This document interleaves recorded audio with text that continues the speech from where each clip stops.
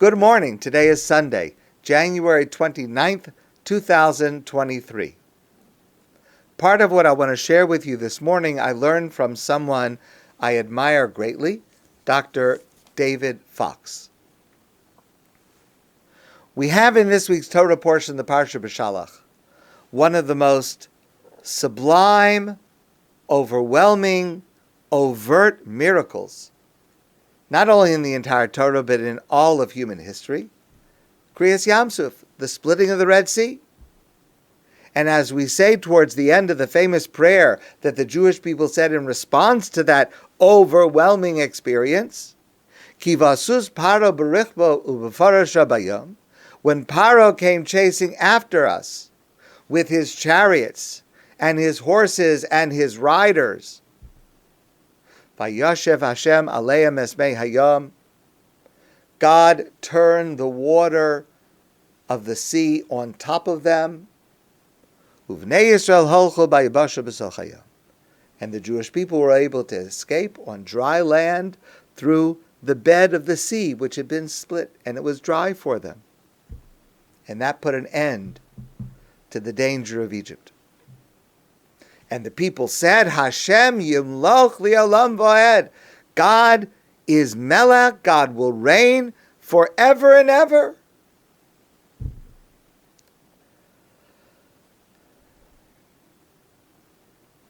Perhaps the greatest moment of salvation from certain death, a demonstration of God's might and concern for the Jewish people, perhaps like no other. And then the next pasuk, which happens 3 days later. Vayilonu ha'am al Moshe lemar. The people started to complain against Moshe. Ma nishteh? What are we going to drink? They came to a place where there was water. Vayavo marasa. They came to a place called Mara, and it was called Mara because the word Mara means bitter, and there was bitterness there. V'lo yachlu lishtos mayim mimara. They could not drink the water in this place. Ki marim heim. It was bitter. Al kain kara shma Mara. Therefore, the name of the place became called Mara, bitter. And they complained. What are we going to drink? How are we going to survive?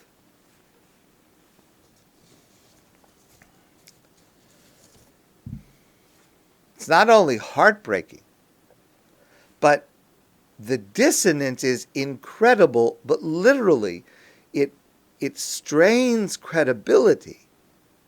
That from the highest spiritual moment, seeing most clearly God's power and God's caring for every single Jew that God was saving, and directly, immediately, to the lowest, lack of faith, complaining.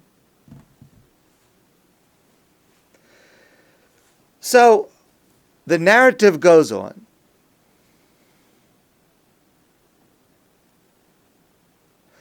Vayitzak el Hashem, and Moshe cried out to God. Vayareu Hashem ate, and God showed Moshe a tree, or maybe a stick of a tree.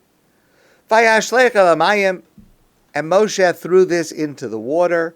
Vayimtuku hamayim, and the waters became sweet, and they were able to drink. What is this tree, or the stick? How does a tree or a stick improve the water? It's a very mysterious aspect of this narrative. Yoel ibn Shu'aib was a classic commentator who lived in Spain in the 15th century. And he understands this passage on a symbolic level. The tree represents Torah and our faith in God. As later would be written down, Eitz Chaim hi l'machazikim ba. It is a tree of life to those who hold on to it. The truth is, it was true then, and it's true now. Some people struggle with this more than others. Some people are more quick than others to assume God has forsaken them, even though they had just dramatically experienced the opposite. But some people have difficulty synthesizing that, incorporating that, taking it forward. And we call this cognitive dissonance. And it refers to a situation where once we've made up our mind about a certain thing, if I've decided that God does not care about me, God forbid, then whatever reality is shown to us, whatever facts, whatever data are shown to us, we twist them so that they somehow fit into our version of the narrative.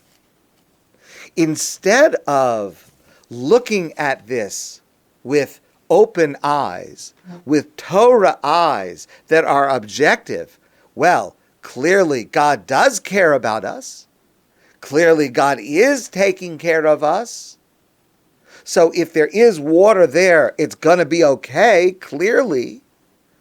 But rather a person who is suffering from this cognitive dissonance will fit their preconceived notions, and rather than seeing the reality, they will twist the reality to somehow fit their own warped narrative. And after this incident happens, it happens again. Just 3 weeks later, this pattern repeats itself. They complain 3 weeks later about not having food, not having the same food that we were used to in Egypt. And so God provides man, the manna that came from heaven, and they were fed every year for the entire 40 years of the desert. And later, they complain about that also. So now we have the opportunity to learn 2 critical lessons in response to this complaining. And both of these lessons can help us in numerous ways in our daily lives, almost every day. In response to the bitterness over the water, Ibn Shu'aib says, he writes, when someone has horseradish in his mouth, sweet things will also taste bitter to him. The people had convinced themselves that they were going to die in the desert, and therefore they were unable to accept that Moshe had brought them to healthy water. They were sure that this was a trick, and they would be unable to drink the water, ki marim heim, because they, the people, were bitter. The words ki marim heim, because they were bitter, do not refer to the water. The water was fine. It was the people who were bitter. And because they were embittered, because they were stuck in their preconceived notion that Moshe was not going to take care of them, that Hashem was not going to take care of them, God forbid, it was as if they had horseradish in their mouth. And no matter what they would taste, it would taste bitter. The embittered ones, because of this, again, metaphoric horseradish in their mouth, could not swallow this emerging truth, this objective truth, which they had now before their own eyes, that there were actually sweet waters awaiting them just ahead in the wilderness. And he points this out from a fascinating, though subtle, insight to the words of the Parsha. Let's read it one more time. Vayitzak el Hashem, Moshe cries out to God. Vayoreu Hashem eitz, and God showed Moshe the stick or the tree. Vayashlech el hamayim, and Moshe throws it into the water. Vayimtiku hamayim, and the waters became sweet. Now, Ibn Shu'aib says, Vayorehu, the normal translation of that, which is what I used before, is God showed Moshe the stick to throw into the water. But according to what Ibn Shu'aib is saying, that it was not the water that was bitter, it was the people who were bitter, well, how is that going to help? How is doing anything to the water going to help the bitterness of the people? And what was throwing the stick into the water supposed to do anyway? But he points out that we are making a very slight, subtle, but important mistake in the word. Because if that's what the Torah means to tell us, that God showed this tree to Moshe, and Moshe threw it in, and it made the water sweet, the words don't say that. They're two very similar words in Hebrew, and it's easy to be confused, but the Torah says, Vayorehu. Now, Vayorehu does not mean, and God showed Moshe. If what the Torah wants to tell us is that God showed Moshe which tree to throw into the water, it would have said Vayarehu. That's different spelling. I know it sounds similar. Vayorehu, Vayarehu. There's an extra aleph in the word. That would be the word from the word Yera'eh, to see. God wanted Moshe to see this tree and throw it into the water, but that's not what it says. Vayorehu means God taught Moshe with this stick. What did God teach Moshe with his stick? What did Moshe teach the Jewish people by throwing this stick into the water? He taught them that the symbol of the tree, the Torah, connection to God and faith in God, should enable you to reframe what you're seeing. You're looking at this body of water and you are certain that it is bitter because you have bitterness inside of you. That's where the change has to take place. Don't simply rely on your preconceived notions. Look at it objectively. Look at it as through Torah eyes. You have God who's promised to protect you. You have Moshe who's leading you the right way. Look at it objectively. I want you to look at this tree, which symbolizes the Torah, faith in God, and I'm throwing it into the water. Look at it through those eyes. Once you see it objectively, once you see it within the context of how God has been treating you, without your preconceived notions, you will see immediately the water is as sweet as can be. It doesn't require any transformation of the water. The tree is intended to be a lesson. Vayorehu, teach them the lesson of the tree. That all you have to do is open your eyes to the truth. And the water is already sweet.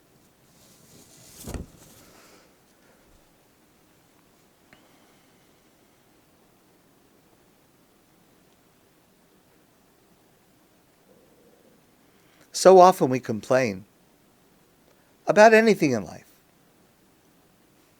because we are twisting the facts to fit our already established opinion. Someone says to us, you may have had this experience. Let's say you say to a person, how are you? Now, if the other person assumes that you don't like them, or you're a nosy person, or you're a person who spreads gossip, if that is the other person's opinion, that person might respond, why are you asking? How are you? Why are you asking? Why are you asking? Why are you butting into my business? Instead of just, I'm fine, thank you, how are you? And what that comes from is, of course, that's really not the right way to approach it. But what happens is, in that kind of almost silly vignette, but the person has already decided that the world is against them, that this person is not genuine, with no evidence. I'm assuming a case where there is no evidence. I mean, if in fact the person has reason to think that, that's not my example. I'm talking about where there's no evidence to it. Why would somebody respond to me? I just said hello, how are you? And they respond with such venom? Because they've already decided the world's against them. They've already decided that for whatever reason, I'm the enemy, I'm nosy, I'm going to spread gossip about them, chas v'shalom. But that's what they have already decided. And so the lesson here is, see clearly with Torah eyes. Don't be chained down by cognitive dissonance to twist what you're seeing into your preconceived notion. Look at the data objectively. That's lesson number 1. And then 3 weeks later, it happens again. With the man. The manna brought miraculously from heaven to feed the Jewish people for the entire 40 years during the desert, and later they complain about that too. Our sages tell us that the man was the food of angels. It was perfect food, perfectly nutritious, perfectly delicious. It tasted, our sages tell us, like whatever you desired. Nobody desires to eat bad food. It tasted like the best perfect meal you ever wanted every single time. And yet the people complained, not once, more than once. Says Rabbi Avram Pam, if you don't like man, you will never like anything. Man is proof that happiness has nothing to do with having something, no matter how perfect it is. Happiness is exclusively dependent on your attitude, on your outlook. People can have everything in the world and be miserable, and people can experience the worst deprivation and yet maintain their sense of happiness. Rabbi Palm said, everyone looks for the city of happiness, but they fail to realize that the city of happiness is in the state of mind. And this is so clear to us as we read this narrative. How can you complain about this? It's perfect. But they do. They complain. And in the end of our parsha, 3 weeks after the incident with the water, Lumasnu biyad Hashem beretz Mitzrayim, the Jewish people say, it's just incredible. It's incredible. It would have been better if we would have been killed in Egypt. What did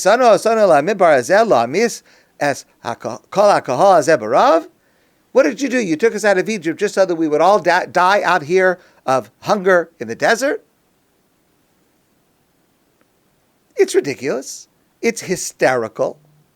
It's a reaction that is certainly not based on the objective reality, which we, reading the parsha, clearly recognize. It's just craziness. It's hysterical. But listen carefully, please, to how God responds. Vayomer Hashem el Moshe, Hashem says to Moshe, Hineni mamtir lochem lechem min hashamayim. I am going to cause bread to fall from the heaven, and every day they'll be able to go out and to pick up this substance called manna, and it will feed the Jewish people the entire 40 years in the desert. Vayidaber Hashem el Moshe lemor. Listen, please. This is such a lesson for us. Hashem says to Moshe with the following words, Shamati es telunos b'nei Yisrael. I have heard the complaining of the Jewish people. Moshe, tell them it's going to be okay. Tell them I'm bringing food. They'll have it forever. Vidatem, and they shall know, ki ani Hashem Elokeichem, I am the God, their merciful God. God is saying here, I hear their complaint. I understand not only the complaint that they are verbalizing, but the deeper complaint that underlies it, that is the cause of the overt complaint, and I will respond to it. And I will respond not just to the verbalized complaint about the food, but I will also respond to the deeper complaint that they are afraid, that they think I have deserted them. No, vidatem, they will know that I am the God who cares for them, who is compassionate, who will do anything to protect them and to save them. When someone complains to us, no matter how foolish it may be, no matter how irritating or exasperating it is for us, and please, let's recognize complaints, especially from certain people, especially at certain times, under certain circumstances, are terribly irritating. It drives us crazy sometimes. But here's what God is teaching us. We need to listen carefully. We have to respond not just to the verbalized complaint. For example, someone in your life might complain, "Why didn't you call me?" Now again, it could be wrong, it could be completely inaccurate, it could be irritating, it could be all kinds of things that it can be. So we need to respond like God would respond. But not only do we need to respond to the words as they are verbalized, but we also need to respond to what underlies the complaint. What underlies that complaint, I'm just giving an example now. I'm afraid. I'm lonely. I don't have anyone to talk to. No one sees me. And not always, but often, we would reduce our frustration when someone complains to us if we would see the root of it. If we would identify the nature of the horseradish in their mouth that gives rise to the actual words they are verbalizing. If we can do that, if we can address the root in addition to what is being verbalized, then we may get a much better response.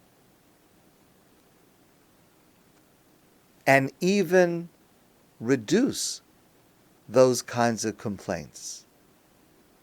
If we respond like God did, respond to what is verbalized, and look for what underlies it, and respond to that as well. Those are the two lessons we learn in our parsha about complaints, which we all have to deal with, and how best to respond to them. My friends, I want to wish you a great day, and I look forward to seeing you soon in person.